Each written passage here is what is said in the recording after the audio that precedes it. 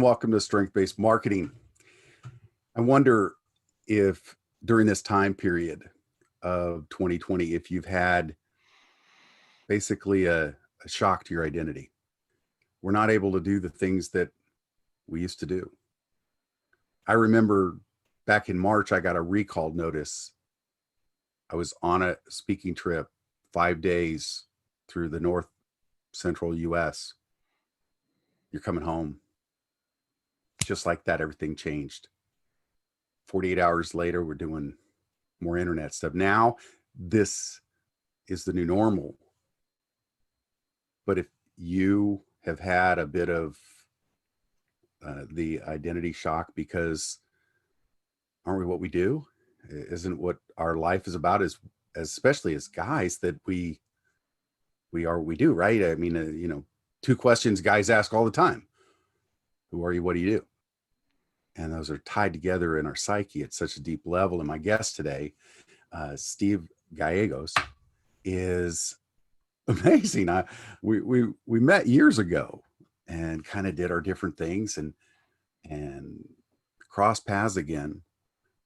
And when I found out that he's been everything from a Marine drill sergeant, a lawyer, a police officer, a speaker, a songwriter, and I mean, it's like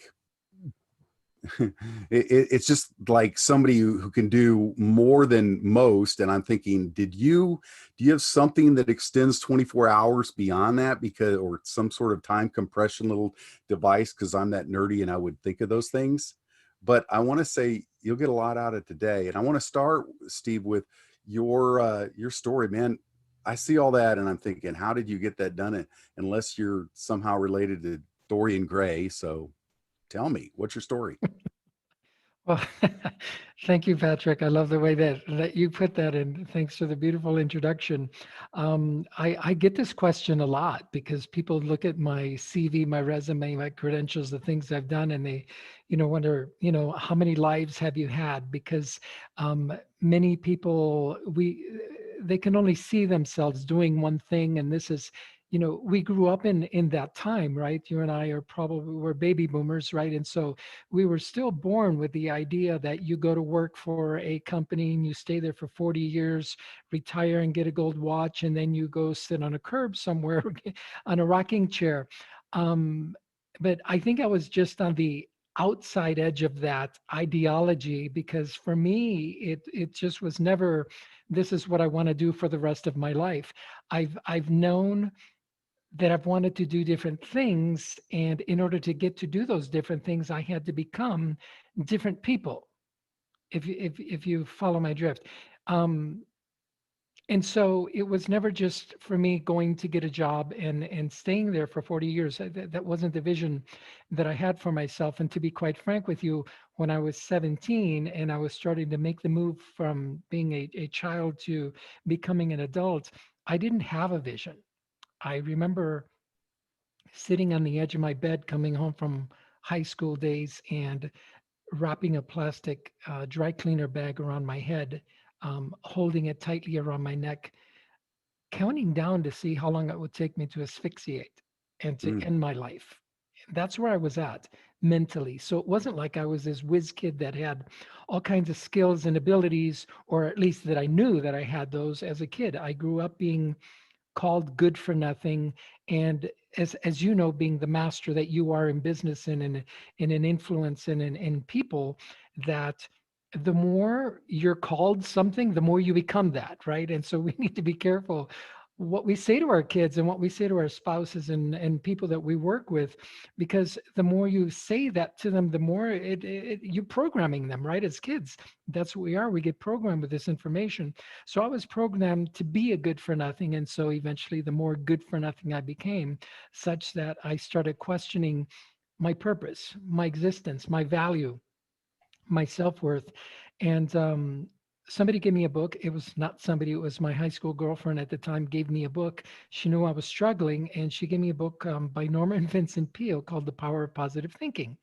I can't tell you that I read that whole book. I don't remember. Um, and I do remember though reading these 7 words that Norman said, and it was change your thoughts and change your world. Now, I knew nothing about changing your thoughts. I didn't know it was even possible. And so that was just like a completely foreign concept to me. But I knew that I could change my world, Patrick, because I had run away from home numerous times before in the past. And that was like liberating. It was freedom to me. And so what I did was say, aha, I can change my world. And so I ran away, so to speak. I took my life, as I say. I did take my life, but not in the traditional sense of suicide, although I attempted it. I took my life by joining the United States Marine Corps. And I do want to correct you. I would have become a drill sergeant, but that wasn't my mission. And so I was a Marine sergeant, but not a drill sergeant, because those are like it's like saying I'm a boxer and then I'm Mike Tyson, right? That's the difference between just being a good Marine and then being a Marine drill instructor. That's like, whoa, that's like the Mike Tyson of the Marines. So anyway, so I joined the Marine Corps, and in that 13-week period of time of boot camp, I learned that everything that I'd been programmed with was crap. That was bullshit. It was lies. I was good at a whole bunch of things. And my first life lesson came to me because there were 3 other young Marines there, 2 from New York, 1 from Florida, who were primarily Spanish speaking.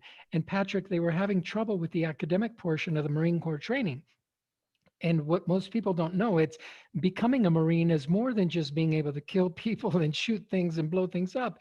You have to be smart, you have to be intelligent. And so if you don't make it through the academic portion, it doesn't matter how many people you can take down with a single blow, you're not going to make it. And so nobody asked me, nobody suggested it, nobody recommended it. But I took it upon myself to say to these 3 guys, I said, listen, let me help you. And so we would go into the showers at night after everybody else, lights out, everybody had gone to bed. We would get out of bed. We would go and sit in the cold, musty, wet tile floors in Parris Island, South Carolina barracks. And we would go over that day's lessons. I would translate it from English to Spanish, and we would have a discussion about it. And then I would have them give me the information back in English so that I knew there was a connection between the material and them, their understanding. And about a week or so into this, one of the drill instructors heard us. He must have woken up. It was 2:30 in the morning or so. He hears voices coming from the showers, right? What could possibly be happening at 2:30 in the morning? Bunch of young Marines in the showers, right? So of course he put on his battle gear on, and he comes storming on, yelling and screaming and cussing and just bringing the roof down, thinking that he was going to catch us doing something stupid. And what he found was 4 of us sitting on the floor, shivering because we're holding our books and scared to pieces because this guy's coming and yelling, or what the heck, and all this stuff. And so I stood up, at attention, told him what we were doing. He looks at us like, really? Okay, carry on. And so this went on for the remainder of boot camp that we did this. And at the end of the 13 weeks, when we had our final exam, I scored number 1 in the class, and my 3 buddies scored in the top 10. And as a result of that experience, I was awarded the equivalent of the valedictorian. I was it's called the Marine Honor Man, the platoon honor man. You're given your dress blue uniform as an award, plus your first rank of private first class. And this to me was like my biggest life lesson at that point. It was like, wow, it taught me so much that if I help other people achieve what they want, I can get something that I want without asking for it. And so that really started me off on a journey of exploration and constantly leveling up and helping people, right? Doing things, putting myself in a position to help people. And that's why I became a police officer afterwards. I served 4 years in the Marine Corps, became a police officer. While there, I was wanting to be the next Julio Iglesias. That was my my dream at the time, partly because of actually it all had to do when I was a child. I told you I was good for nothing, yet there was one thing that I could do, Patrick, where everybody paid attention, they clapped, they applauded, and they wanted more. And that was when I opened my mouth to sing. And so, like a Pavlov dog, I thought that the way you get love is by singing and entertaining people. So that's what I wanted to do, right? I thought I wanted to be a stage singer, super international recording artist, not because of wanting to be a superstar national recording artist, but because I got love and admiration and respect from the audience. So anyway, so I embarked on that career when I was still in the Marine Corps. As a police officer, I would go at night and sing in clubs. Of course, that resulted in a lot of conflict with my command captain. Tell me, how can you stand there on stage and sing while people in front of you are doing lines of coke and smoking dope and all this other stuff? I go, hey, once I'm in the club, I'm not a police officer anymore. But he said, no, the contrary is true. You're a police officer 24 hours a day, 7 days a week. And so caused some conflict. So anyway, um, during that experience, I was working for the Santa Barbara County Sheriff in Southern California. And one of the judges that I worked for was a former entertainment lawyer, and he knew my dream was to sing. And so he said, hey, why don't you become an entertainment lawyer? And because they own the industry, right? They control everything. And so I thought, wow, that's really cool. So I can advance my music career and I can wear Armani suits too. I said, whoa, this is really cool. I don't have to be a starving musician anymore, right? So that's what I did. So I made the switch from police officer to going to law school at night. After 4 years, I passed the California bar the first time, moved to Los Angeles, and there I am, right in this beautiful, it's like Dorothy arriving in the land of Oz. Fast forward, I get to the point in my career as an entertainment lawyer and as a singer, having opened so many doors that I felt like when Dorothy finally got to Oz and pulled back the curtain and saw this dirty old man pulling the levers, making the noise and all the smoke and stuff, that's what the entertainment industry was for me. Abuse, advantage, um, just horrific stories that my clients shared with me about things that happened to them, but we couldn't do anything about them because you get blackballed in the industry, you'll never work in this town again, kind of thing, right? I personally experienced some things that are just unspeakable. And so I had to really take a look at, why do I want this career so much? And in that study of myself and where I was going, where I wanted to go, that's where I came to the realization that I didn't want the stage for the sake of the stage. I didn't want to sing in front of people because I loved it that much. I do love it, but I wanted love. I wanted admiration. I wanted respect. Once I put those dots together, Patrick, I was able to step away from law, step away from music, step away from pursuing that dream, um, and just focus on doing it a different way. And so it was about the time that you and I met in 2004, 2005, 6, 7, that area, where I would go to events like you were hosting and, just to learn more and explore and become a better human and all those kinds of things. And people kept asking me for life advice, for relationship advice, business advice, etc. But I was a photographer at the time. I don't know if you remember. I was a commercial photographer at the time. And while I did really well there in Frisco and North Dallas, people mostly came to me for life advice. And so I started looking into this. And then I realized, aha, there's this thread that connected all my life. As a Marine, as a police officer, as a lawyer, I was always in leadership positions to guide people through life's problems. That was it. Once I realized that, I made the leap to becoming an executive coach, and now I'm an international speaker and author, and guiding people to elevate themselves so that we can all contribute to society at a higher level. And that's what I love doing now. I love the fact that you found your purpose and your passion early, and that it wasn't kind of revealed, the kind of the rest of the story, until after certain, I want to use the word, idols were kind of pulled down in your mind and in your heart, and then you were released to really see, what are you here for. And so that's beautiful. What are you doing for your clients to really help them create the success they're after?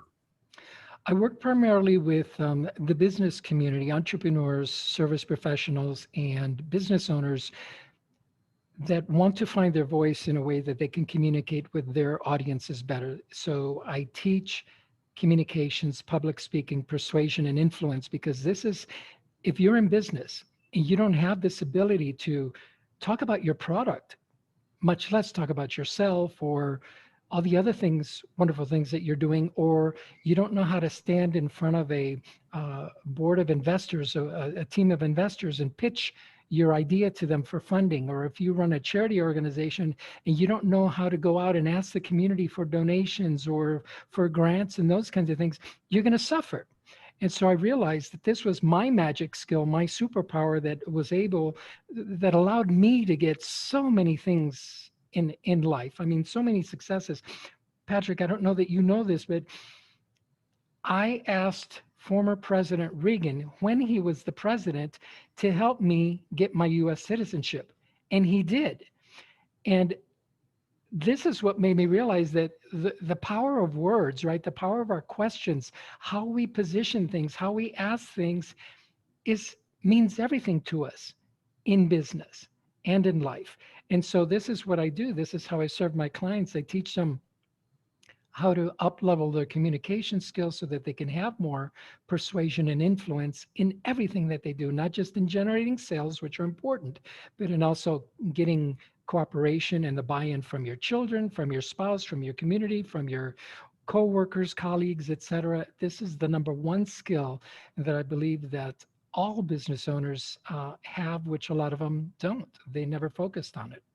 I think it's amazing how many times people miss that, whether you're in leadership or you're in sales or you're married or you have kids, one of the greatest lessons that you can learn is to become a master influencer, and really study influence. And whether you start with Cialdini's book or you go through so many of the other materials that are out there, I love the fact that as people really do find success in their life, I find that the ones that are the most successful, the best leaders, the people that have the greatest impact are the ones that can communicate in a way that influences others to take action. Correct.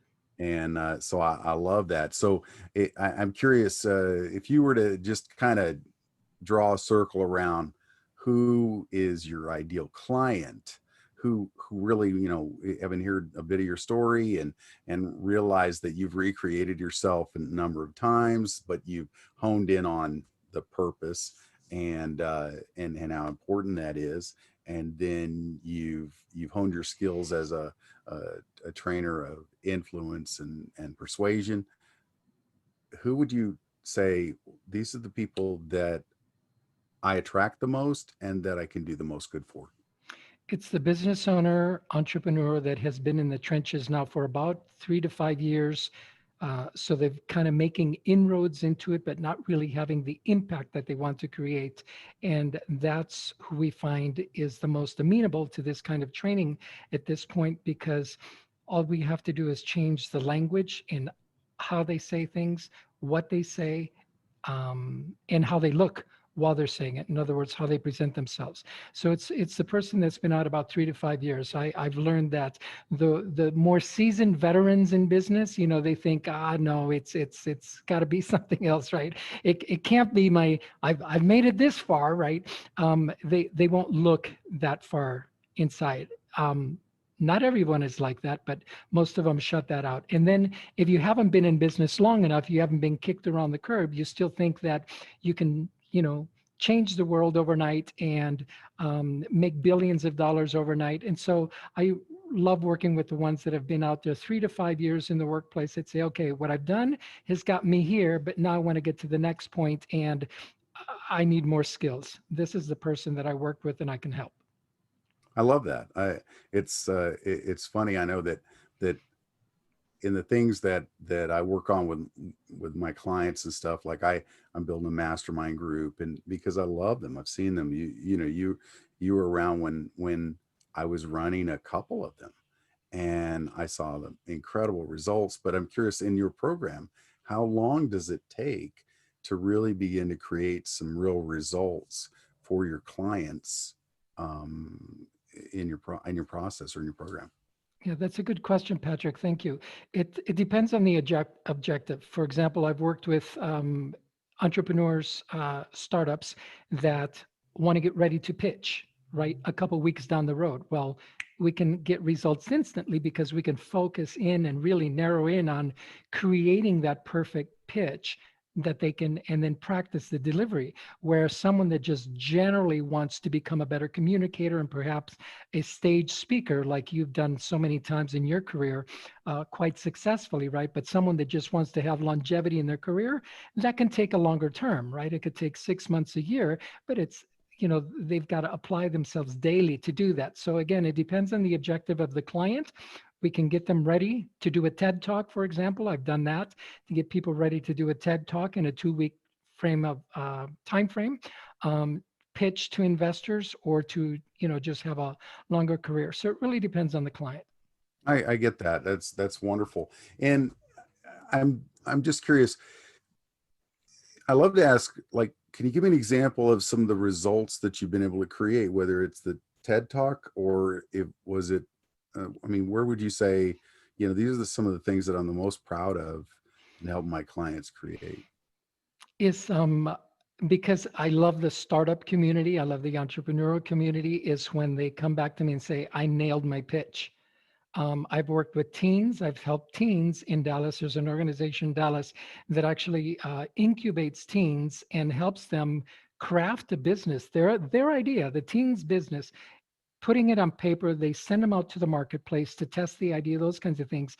And so it really gets these kids, they're 16, 17 years old, 15, some of them, from start to finish. And I've trained them a couple of classes of these students, and that's gets me excited, because to see them go from these shy little kids that with their friends, right, they're not shy, right, they talk game all day long, but when it comes to speaking to adults and asking for money and being in the business world, the things that are truly going to make an impact in their life and the life of their families, um, that's what I love to see.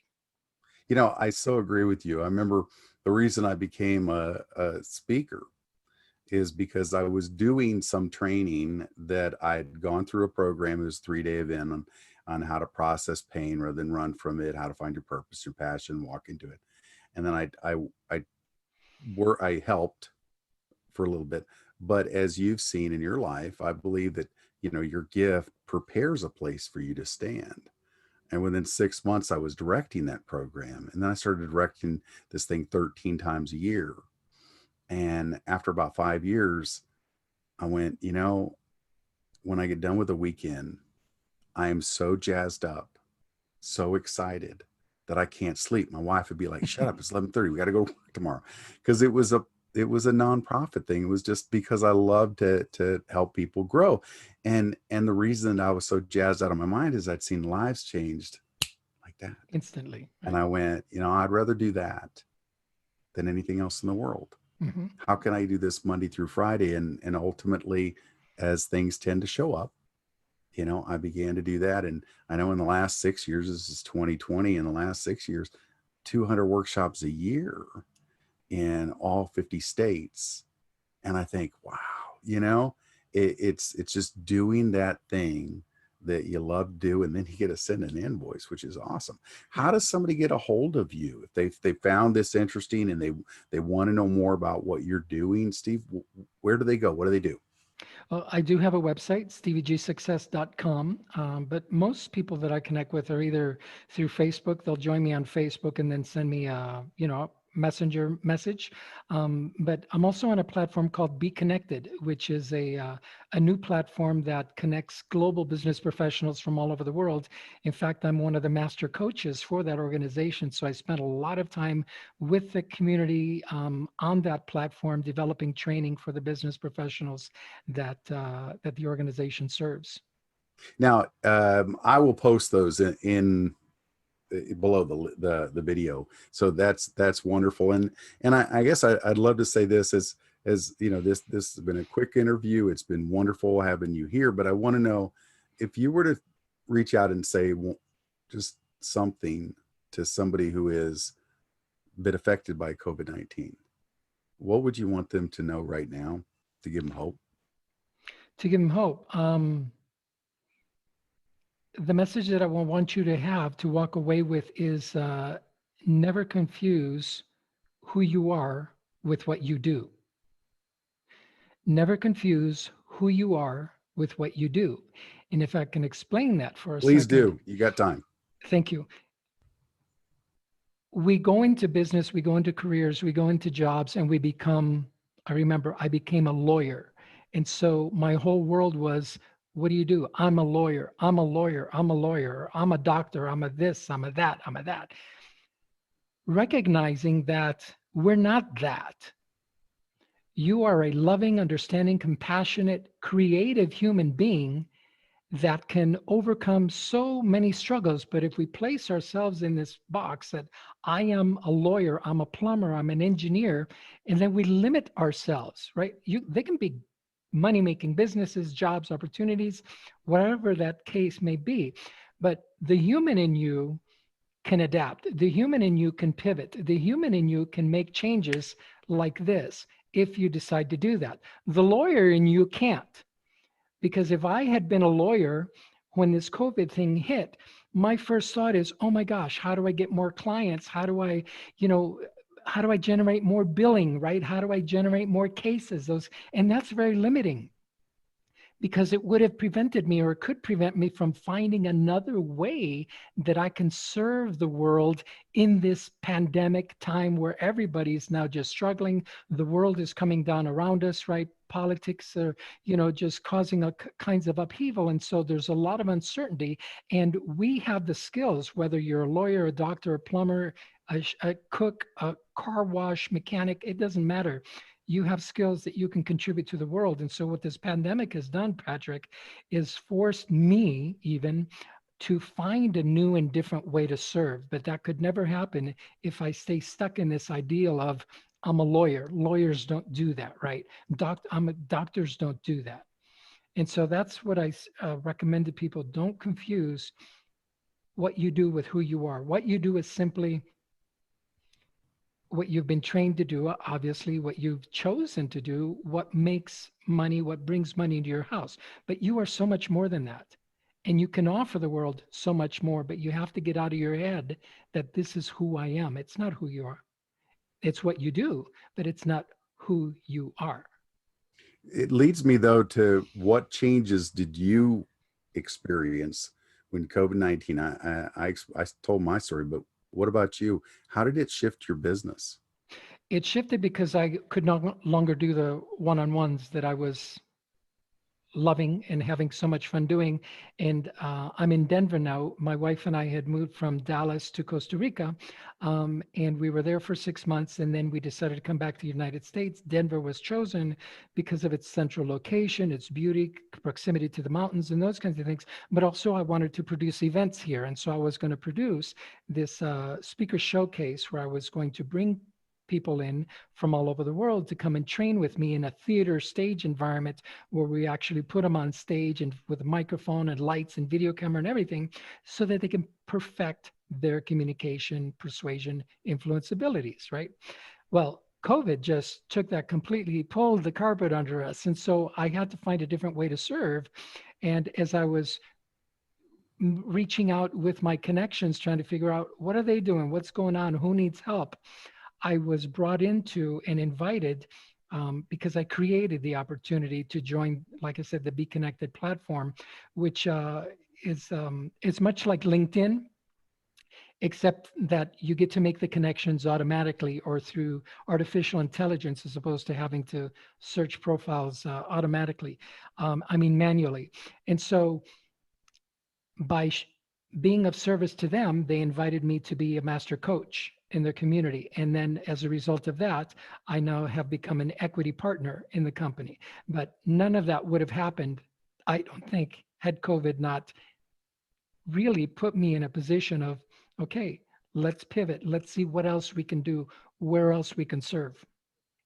That's beautiful. That's beautiful. I know I had kind of the same things that I'd been preparing to try to shift out of just, being on contract to go all over, and had set up a website for constant prospect site, and my book, yay, got my book out, strength-based marketing, IE, name of the show, and then started this podcast, as well as being able to just say, okay, this is a wonderful way to not only meet people, but actually build value in the encounter. And that, by the way, I'm pretty certain that some of you just see, why am I doing the show is twofold. It's fun, it's entertaining, I guess. And the third thing is it's like, I like to call it, it's like networking on steroids with teeth, because it's a beautiful way to give massive value without really expecting anything. And yet you, the viewer, get to meet another one of my friends, another one of the experts that I bring onto strength-based marketing, because I want to help business owners level up, to pivot, do whatever it takes to get through this storm. And but Steve, one of the things that I love about not only your life and your story is that you're someone who has continued to be a learner, but knowledge isn't power. It's knowledge with application that's power. And so as we close off today's show, I just want to remind everybody, look, you learned a few things, but it's information with implementation creates transformation. I'm Pat Dewar, Strength-Based Marketing. It's been a pleasure having you, Steve, and we'll see y'all next time. Thank you, sir.